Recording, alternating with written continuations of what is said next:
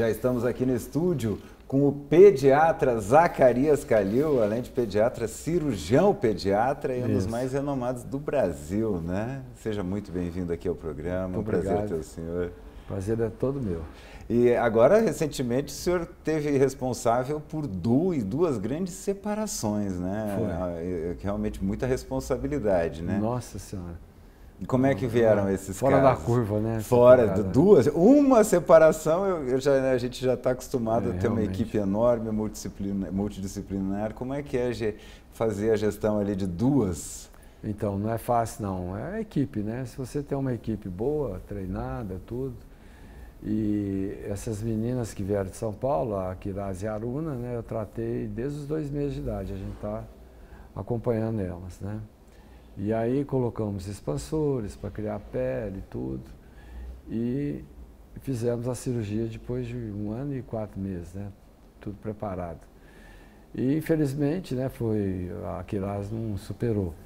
Mas foi uma cirurgia muito complexa, né? 19 horas de cirurgia, uma complexidade enorme, uma equipe muito grande. Então, tudo isso aí favoreceu, né? Mas ela não resistiu 9 dias depois. Porque eu sempre falei para a família, né, que a menor é que mantinha ela. Ela tinha uma comunicação entre elas muito grande. Porque os gêmeos siameses, você sabe, né? Eles compartilham o mesmo sangue, a mesma pele, o mesmo órgão, vários órgãos, né?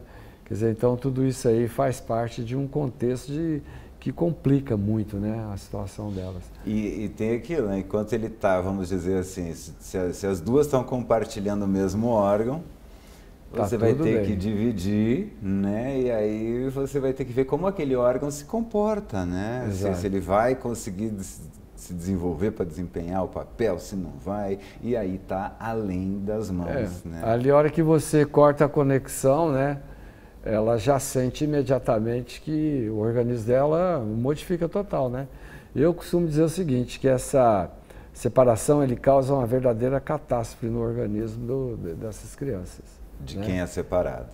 Exatamente. Então, e essa técnica de expansão da pele, ela é goiana, não é? Não. Assim, para siamês, nós que introduzimos, né?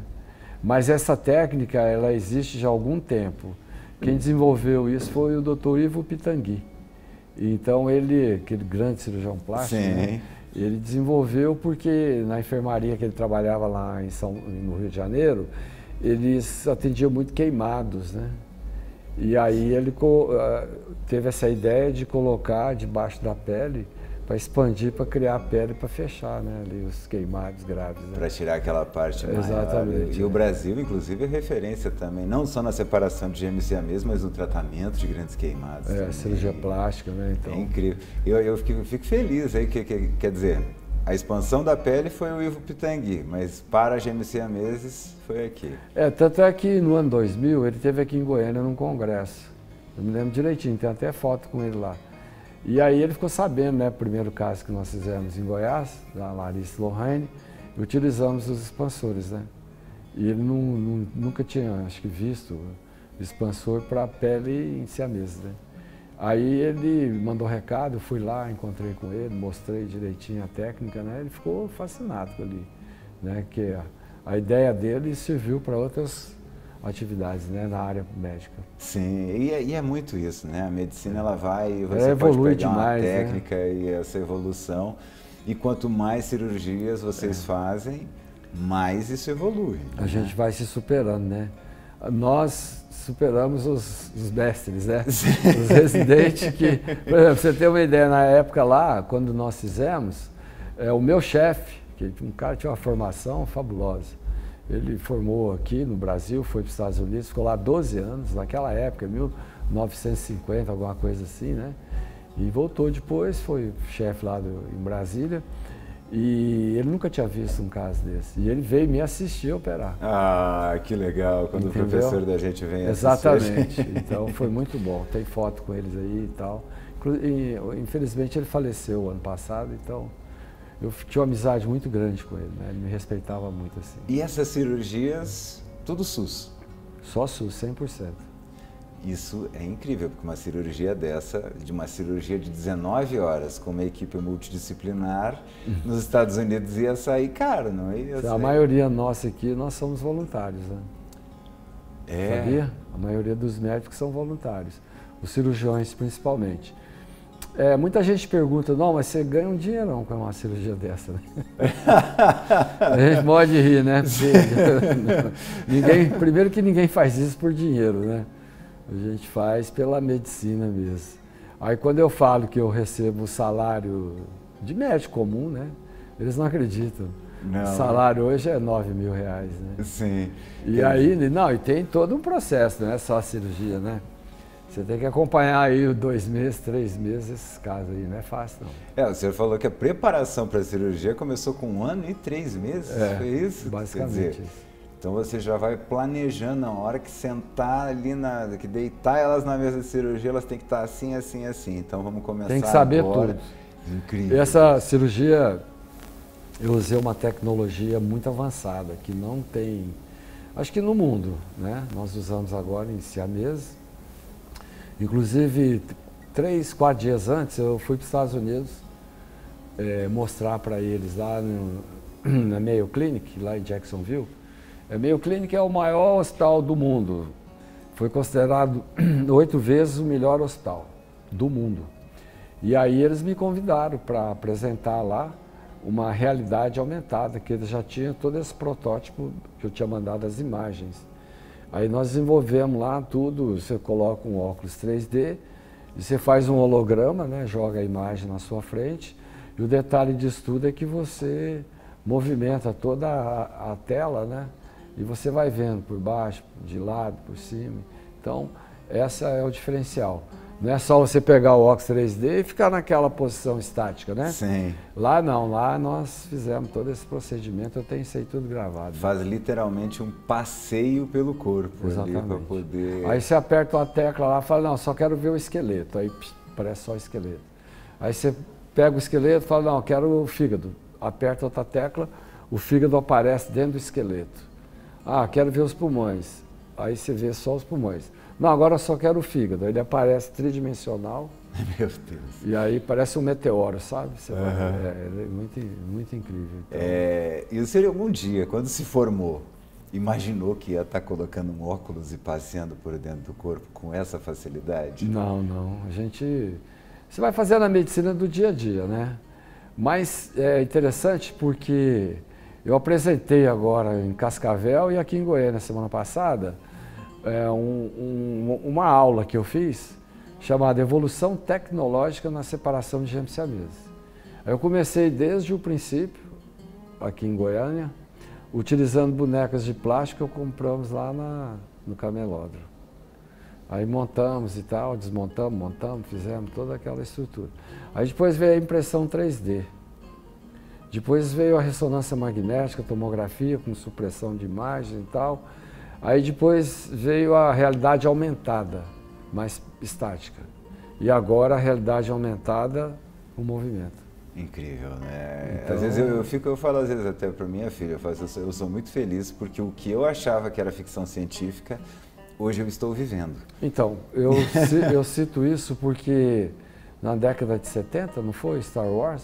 Sim, sim, Quando aparece o holograma, hoje é a realidade, né? Aquilo é verdade. Hoje é a realidade. Eu lembro, tinha uma outra série que é aquela Star Trek, a Jornada nas Estrelas, aí ele mostra um aparelhinho e fala, aqui tem todos os livros da biblioteca do Congresso e tal. Gente, é um celular, né? Então a gente tá... Você vê que, ó, quem fez aquele filme, eu tenho toda a coleção do Jornada nas Estrelas. Então, assim, quem fez aquela série é um visionário. Sim.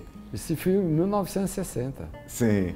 E eu visitei, há muitos anos atrás, eu passei um período lá nos Estados Unidos, lá em São Francisco, e eu entrei numa loja que só tinha isso. Star Wars, Jornada nas Estrelas, né? Star Trek, que eles chamam. E aí, até a nave, um telefone e tal, tudo que você pensar de roupa, aí você começa a estudar aquilo ali, né? Sim. Até a vestimenta deles, dependendo da onde eles vão, da onde eles vieram, eles mudam de roupa, o comando, é igual um universo inteiro que a pessoa cria ali, então, né? assim, Aí, depois, eles fizeram até brincadeira, né, com aqueles radinhos, né? E hoje tinha o visor lá, né? Pô, imagine você há 40 anos atrás, cara. Sim, aquilo, olha que loucura, e hoje, né, tem algumas coisas... A gente fala até dos Jetsons. Os Jetsons, exatamente. Se você perguntar para uma criança hoje que eram os Jetsons, ninguém sabe. E boa parte daquilo que era o que nos encantava na época, para eles já seria até ultrapassado, eles né? não têm ideia do que é isso, né? Eles já acham tudo pronto hoje, né? Isso é até um problema, né? O senhor que é pediatra... Cirurgião pediatra. Cirurgião pediatra, mas assim, a paixão é por criança, né? Exato. Então, do atendimento de uma criança lá, quando o senhor se formou e como realmente terminou ali a especialização em pediatria, para hoje. Porque se a gente for olhar realmente uma consulta do cotidiano, digamos assim, ela não mudou muito, né? Mede a cabecinha, o peso, quer dizer, tem rotina. Coisas que, apesar de toda a nossa tecnologia, tem coisas que não mudam, que estão ali e a gente sempre tem que fazer. Eu acho assim, eu aprendi muito, na nossa época não tinha nada de tecnologia, né?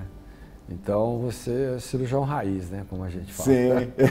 Então o máximo que eu sou da época que estava começando o ultrassom. Entendeu? Tomografia era uma ilusão. Aí depois veio a ressonância, né? Quer dizer, então tudo isso vem evoluindo. Então, por exemplo, você tinha uma tomografia de 8 canais.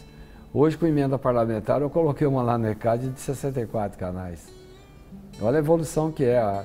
Parece que você vê tudo, né? Então, e assim, o exame físico ainda é. Ó, primeiro que você aprende na escola, história do paciente. Colher história dos familiares, da criança, tal. Vacinação. Aí você vai para o exame físico. O exame físico é o mais importante. Você faz diagnóstico do exame físico. Por exemplo, apendicite. Apendicite em criança, eu não peço exame, não. Eu só de palpar o abdômen, você sabe que a criança está com apendicite. Sim. Aí você vai lá no convênio, né? Pede lá a urgência para operar. Ah, mas cadê o exame? Mas exame para quê? Sim, está evidente. Não, mas não podemos autorizar sem exame. Quer dizer, você está aumentando o custo do convênio, do laboratório, submeter o paciente a exames desnecessários, né? Você vai examinar aí uma hérnia na criança. Está lá, viu a hérnia? Ela chora, aparece. Aí você vai lá, pede lá, aí eles mandam para você, faz um relatório e pede um ultrassom.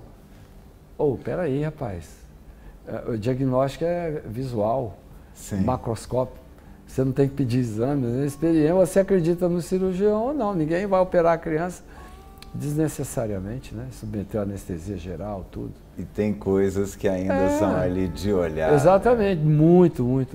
Então, eu sou da época do raio-x, do ultrassom. E era o que dava para fazer, inclusive tem alguns diagnósticos, né? E fazia bem, né? A gente faz, até hoje, né?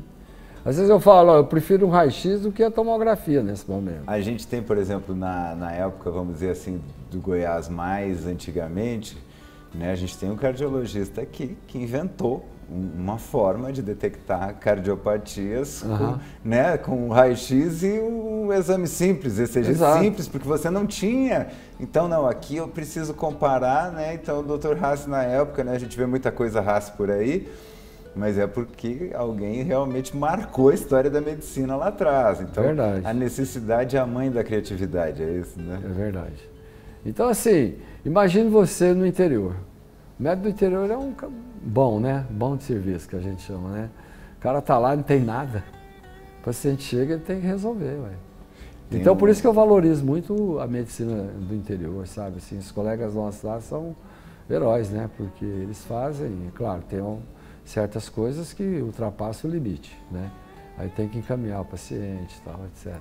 Um dos meus filmes favoritos da minha infância na sessão da tarde se chamava justamente Doutor Hollywood, contava essa história. Era um cara que sofreu um acidente de carro e tinha que ficar numa cidade pequena no lugar do médico que estava lá. E aí acontece uma emergência, ele chama helicóptero, ele chama tudo e o médico dizendo, não, faz isso que vai dar certo. Não, isso é uma emergência, é uma cardiopatia, não. E é exatamente isso que o senhor estava falando agora, da questão do histórico. Aí quando vê, tá chegando o helicóptero, chega lá o médico mesmo titular, o senhor, né, que era o médico da cidade, você fez tal coisa, né, com o negócio do teu avô, fiz, então tá aqui, ó, toma aqui. Aí o menino melhora na hora, o cara diz, conhece teu paciente antes de conhecer a doença. Eu achei aquilo genial. E é muito isso que o senhor está falando, de conhecer. Demais. Por isso que está voltando o médico da família. O senhor estava falando em emenda parlamentar, né? E precisa ter gente lá no Congresso que realmente batalhe pelo SUS e que traga essas emendas. É a valorização, né, do SUS, né?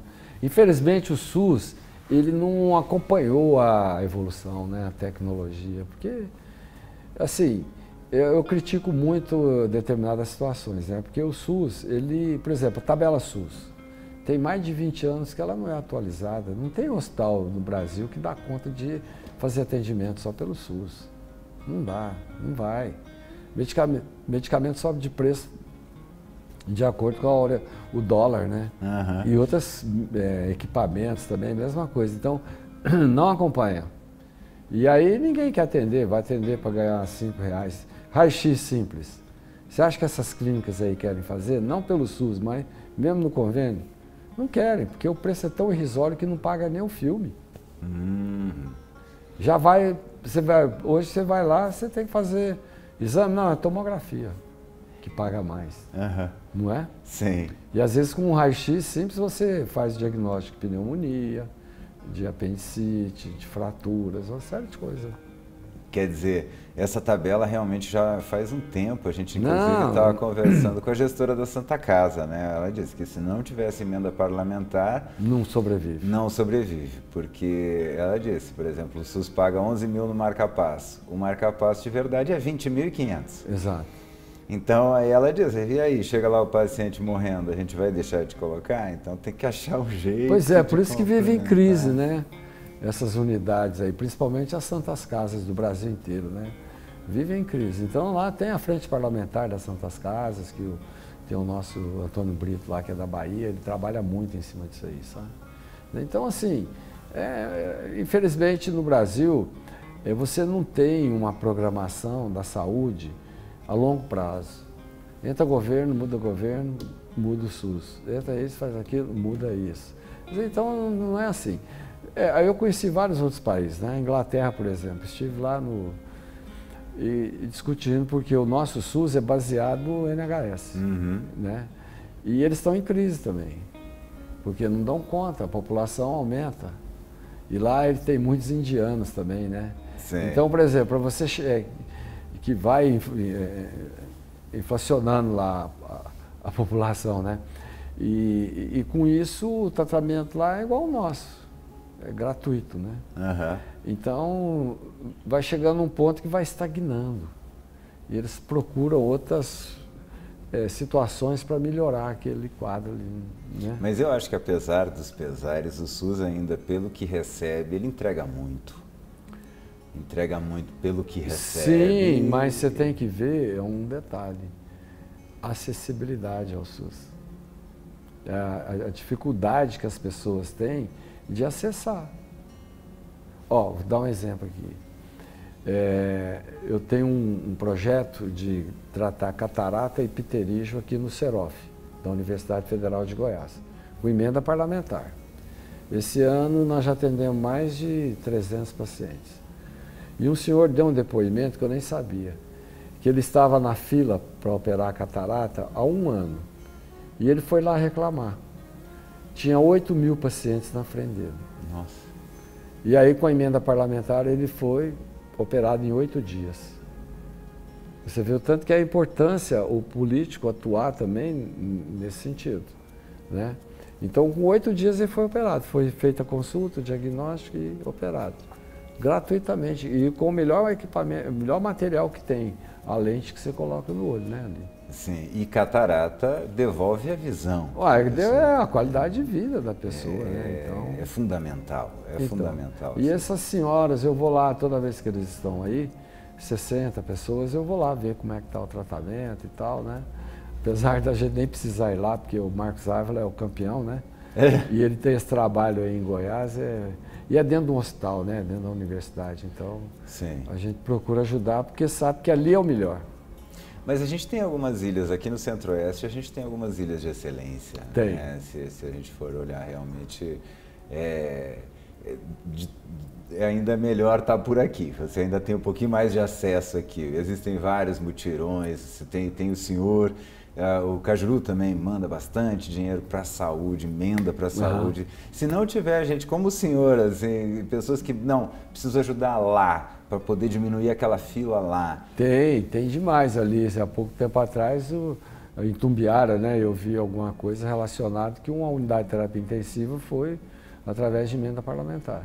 E aí a emenda, ela vem para resolver. Vem. Não tem toda aquela... Não, agora você tem que... Não, a emenda ela já vem, já resolve, já sana aquele problema. Ajuda muito, porque o dinheiro chega, né? Exato. Tem que saber também como é que ele chega, né? Porque não pode também não chegar, né? Sim. Mas aí também com o tempo vocês sabem para quem que vocês vão mandar o dinheiro, né? Que vocês sabem quem volta e meia tem alguém sério. Fazendo alguma coisa aí que a gente não aprova, né? Sim. Não estou falando em Goiás, não, mas você vê aí mas é que, infelizmente, a gente às vezes pega essas exceções e acabam virando a regra na cabeça das pessoas.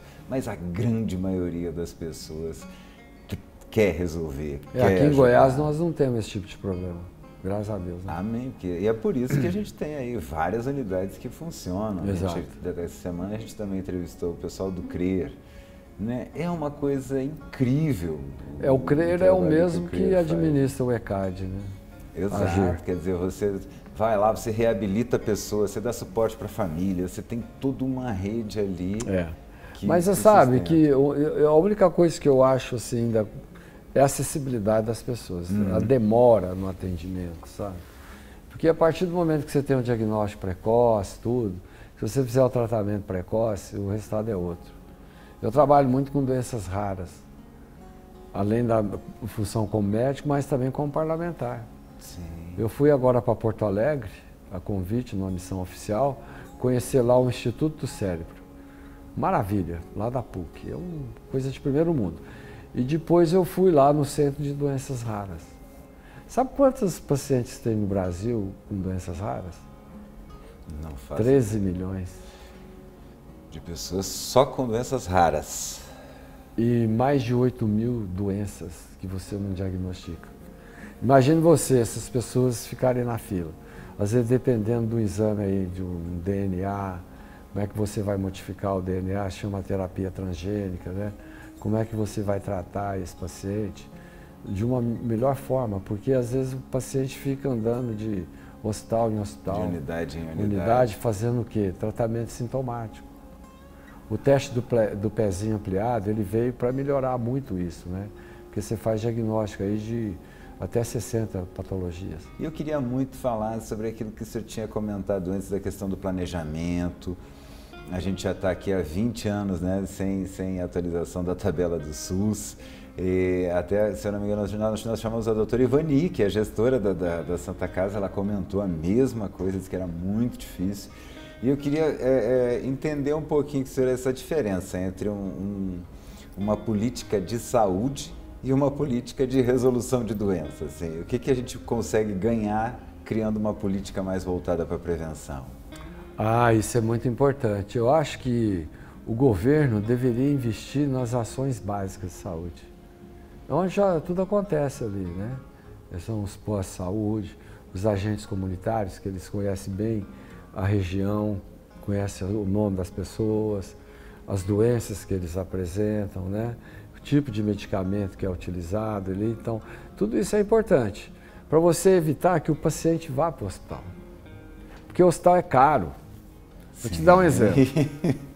Fui para a Dinamarca, conheci o sistema de saúde lá. Fiquei maravilhado.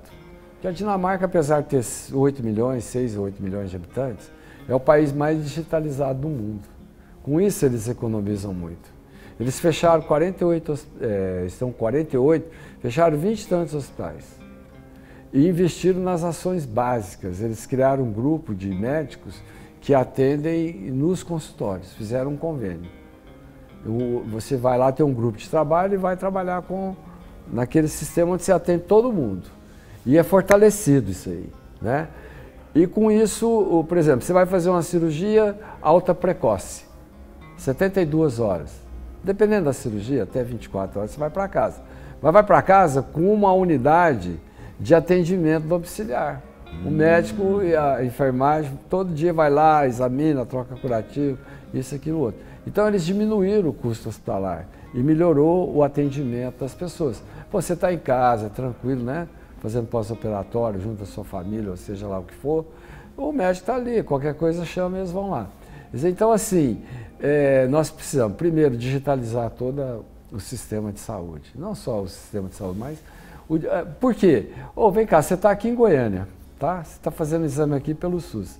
Aí você vai lá para Belo Horizonte, passear, fazer qualquer coisa, você vai constar, você repete o mesmo exame lá. Sim, exatamente. Isso tem um custo. E se você for analisar real por real, isso aí vai, de repente, cria bilhões do Brasil inteiro. Né? Nossa população é muito grande. Então, assim, o SUS tem que conversar no sistema único, digital, por assim dizer. Ah, é caro? Pô, mas vem cá, eu trabalho num hospital que tem uma OS que administra 4 hospitais, mas, 3 ou 4, mas eles se comunicam. Nós comunicamos com vários outros dessa OS, que é a AG. Mas saiu dali e aí? Quer dizer, mas já mostra que é possível. Mas isso aí tinha que ser nacional. Sim, já mostra que é possível fazer essa comunicação. Você vai economizar fraude, dinheiro, investir em outras unidades. Agora, as ações básicas, eu acho que é o mais importante hoje. É você atender o paciente, fazer diagnóstico e encaminhar na fase mais precoce também. Um tumor de próstata, né? Uma outra patologia qualquer que vai ser atendido nos hospitais. Agora, você não pode também deixar um hospital, a não ser para emergência, porta aberta.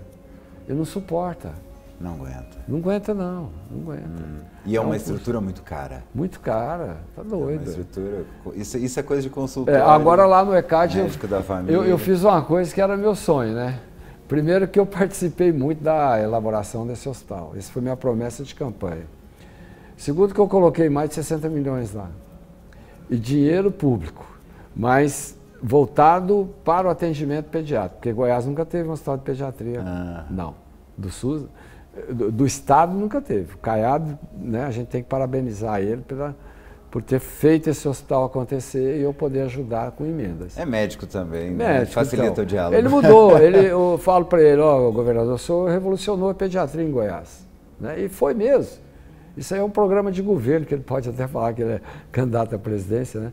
Então, assim, e todo o equipamento que foi colocado lá foi através da minha emenda e também da escolha do equipamento. Não é a secretaria que foi lá e falou assim, eu vou comprar esse, vocês vão usar. Não, peraí.